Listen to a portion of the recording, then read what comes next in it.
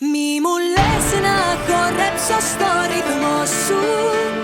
Δε σε παίρνει καθόλου στο παχ' άλλες φορές. Σ' άλλο επίπεδο είμαι το δικό σου. Βρες κορίτσια στα μέτρα σου να παίξεις αν θες.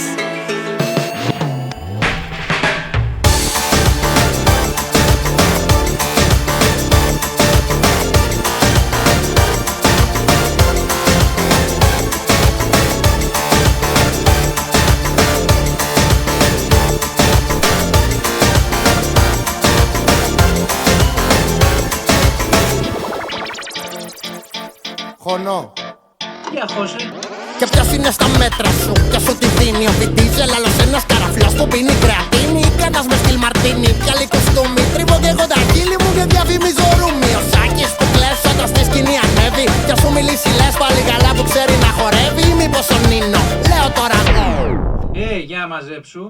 Όχι, άσε τον Νίνο, έχουμε ίδιο παραγωγού. Μήπως ο τραγουδιστής από το Στόκιο Χοτέλ, ο Μαρδάκης, ο Μπίμπερ και Σαρμπέλ.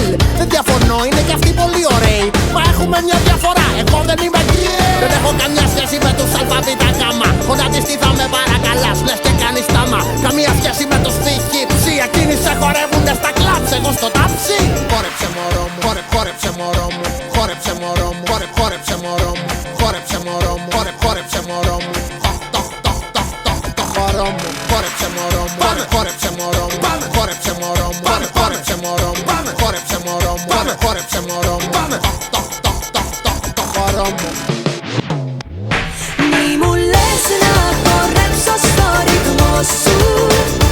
Δε σε παίρνει καθόλου στο παχ' άλλες φορές.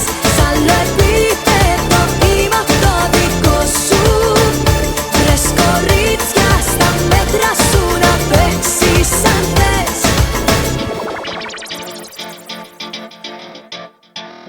Πάμε, πάμε! Ποιο γουστάρεις από τα νήσου δημοτικό. Το Δικάπριο έχει πιάσει πάντα από το Τιτανικό.